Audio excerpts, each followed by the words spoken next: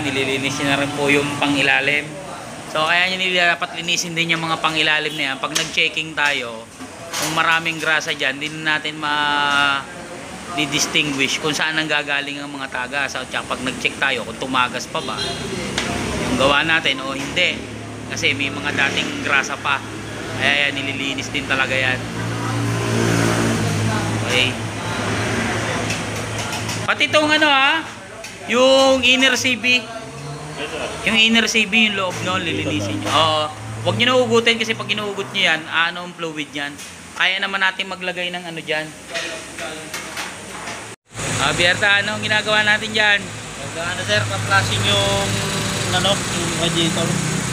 Pagkatapos dito sir, paandar. I-drain nyo yung tubig. Ayan. Tapos papalitan natin lang. Tubig muna, pang-flash lang yung tubig bago?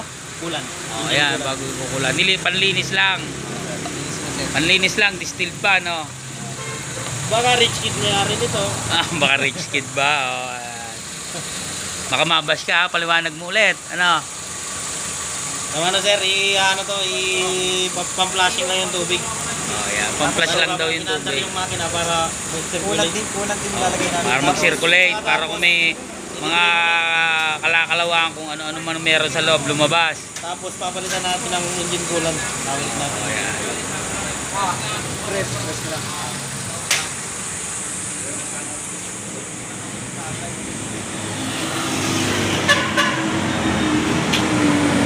Okay, ano naman ginagawa natin dyan?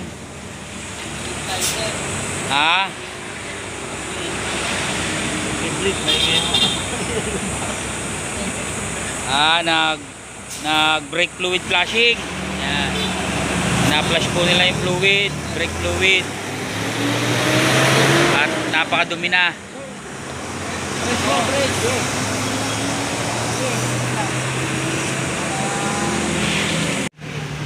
Yan, dito po nililinisin mo lang yung inner CB joint. Inner CB. Malinis na dyan sa kabila. So hindi na po nila hinugot kasi pag hinugot nila tutulo pa yung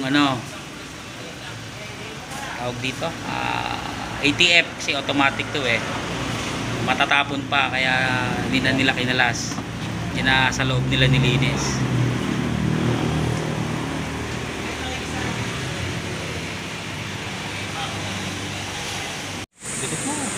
Sige dalawang ganyan.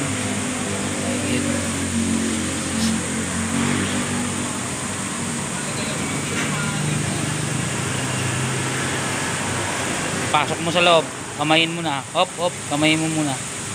Ilitin mo bago ikot-ikutin mo yung sa angatin mo. O, teka, tatapon. Kuha kayo ng malinis na basa. Yan. Pasok mo. Ikot-ikutin mo yung CB para pumasok sa loob. Hop. Ayaw mo na. Ayaw mo paikot mo muna sa kanya para pumasok. Butin mo yung ilalim. Butin mo yung ilalim. Angatin mo. Hindi. Patayo pa, taas lang. Yan. Sige, ikutin mo. Ganon-ganonin mo lang. Hindi. Ikutin mo. Ganonin mo. Sige, ganunin mo.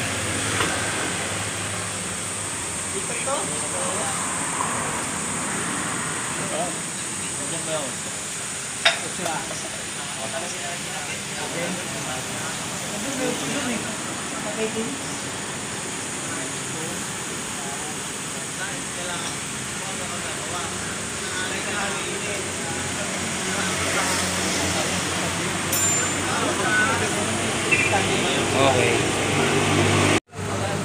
So guys, ito yung tools natin. Kung sa other video natin, mano-mano lang. Pinakita ko sa inyo na kung paano mag-ano ng CB. So, ito, mas maganda gamitin ito. Ito talaga yung tools para sa So, ito, may kasama ng cutter dito. Ipapasok nyo dun sa loob. Dito, ito yung pang twist. Pag-higit. Pag naipasok nyo na itong club, itin lang ng bahagya. Pasok doon sa dulo. Hindi nakaganyan Sa pagitan ng dalawa sa ilalim. Ganon. Kailangan nasa ilalim nung pinaka cutter. Na galit. Pasok doon. Dito sa cooler, sa pagbigit niya.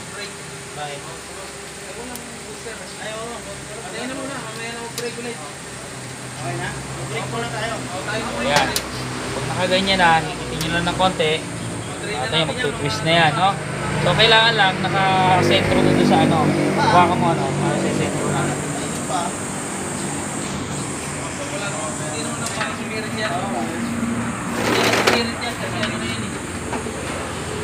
Dito pati. Yan o. Balik natin ang konti. Meron ko pala tayong pangalan.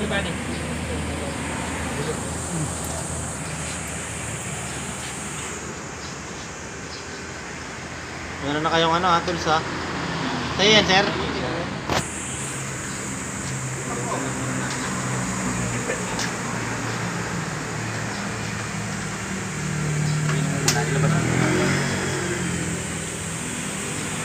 Laban muna, laban. Yakman muna natin. Yan, okay na, sir. Yan. Pag nakano na, tatapat natin. Tapat mo dyan. Hawakan mo. Sakto mo ha. Yan. Pag nandun na, itong ano natin, so kailangan to, hindi nandito. Ito kasi yung cutter eh. Tutukod yan dyan. Bigitin natin na ganyan. Isentro mo ha. O, sala na. Sala na rin sa ano. Yan. Sa group. Yan, hawakan mo. Ano, hayaan gumalaw ha.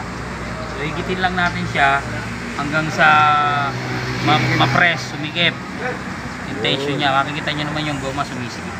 Huwag nyo masyadong higpitan kasi pag sumobra higpit, baka naman makikita nyo naman yung goma kung ano na eh. Okay. Tension na. Nalaban na siya. Hindi pa. Na siya. Ulit. Bago ito kailangan nandito ha. Pag ganyan nyo yan, pag hindi nyo yan, magkakat na yan. Hawakan mo ito. Para hindi big. No. Cut na. Nakita nyo, nakakat na siya. O, i-ano nyo na lang yan. Kasi ipitin, papukpukin nyo yung lock.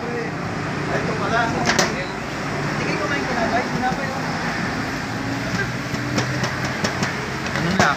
Medyo, yan. Kung matatanggal nyo yung tulis. Okay? Lang. Medyo, lagay nyo pa yung loob. Dagdagan nyo pa ng isa. Bago, ito naman kabila. Merenda muna kayo pati. Guys, kakabit na po nila.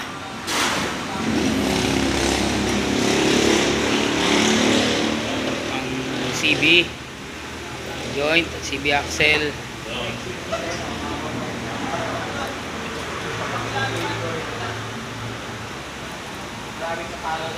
Okay, tulak mo pa yan.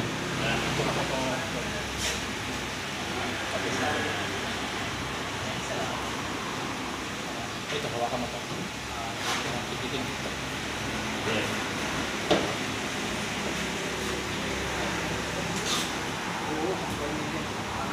Hindi. Higitin mo pababa yung ano. Higitin mo pababa yan. Yan, para may form.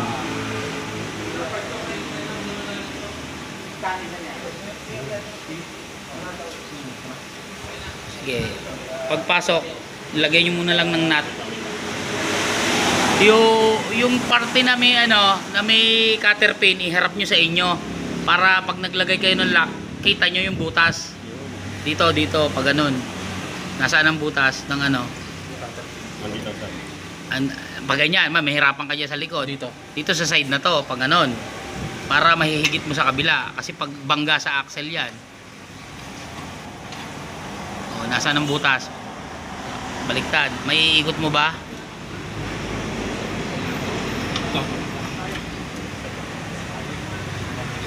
Okay, higitin mo. Lambuersay mo. Yan.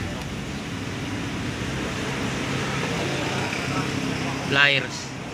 Pati, guys. Ayan, kasi yung butas nito, pag nandito, pag higit mo rin sa kabila, hindi mo na ano, kaya dapat yan andito, nakaganon. Kailangan nakatagilid. Nakatapat sa ano. Tigas pa naman yan. Bago yan eh. Kaya yan, sige, ikot pa konti. Yan, konti pa. Yun, pwede na yan. Yan, kita nyo na. Ayan, yung butas nakaharap na sa...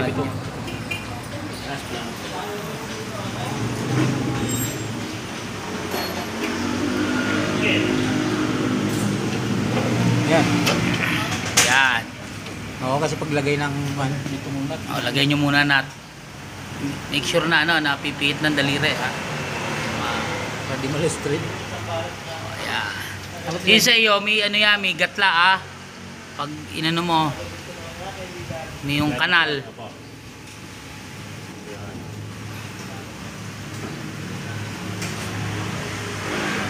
Makakapihit ka ba pag yung clamp ang ano? Hindi talaga. Mahirap no? Alanganin talaga pag gumamit ng ano.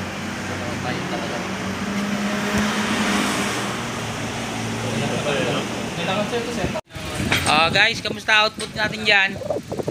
Ayos naman? Ayos na yan, sir. Pinong-pino under ngayon. Ganda ng minor ha. Ano minor natin? Tignan nga. Anong daw minor? Baka...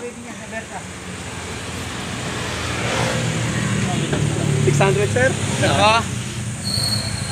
Okay, good. Saan ko kaya sir? Good. Maganda. So, yan, pino-pino andar ah. Okay, good. Preno natin, fluid. Amax na yan. Okay. So, ito yung ano niya, dating coolant, no? Ano nga pala, oh. Maputla na eh. Putla. Balis lang to yung ano eh. Balis lang yung may-ari ng So, dito, yung kabilang side, nakakabit na. Ano, CV boot, axle. Ano na lang, sa kabilang side na lang. Right, left side. Dito yan sa Stanley. Ayan guys. Nakabit na lang nila yung gulong ng kabilang side, okay na. Ito na lang ang tie rod end. Igpitan nila, tsaka yung castle nut ng lower ball joint. Ilalak na lang.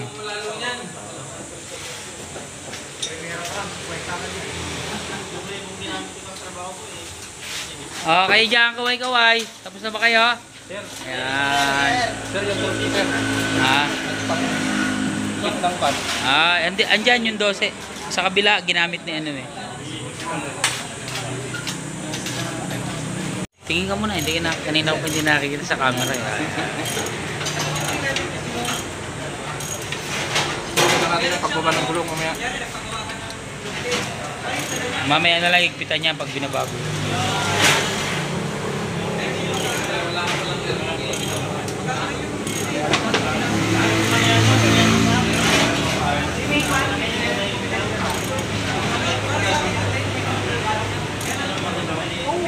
Tumakan na. Yung gulong, kabit mo. Yung gulong. Yung gulong.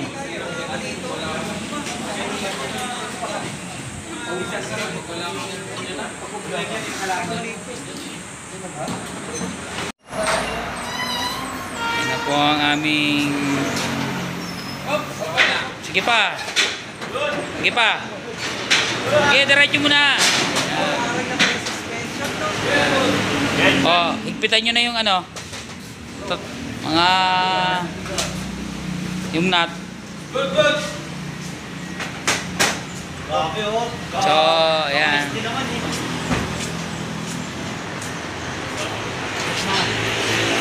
So, kaway mo na. So, ayan po ang aming output ngayon.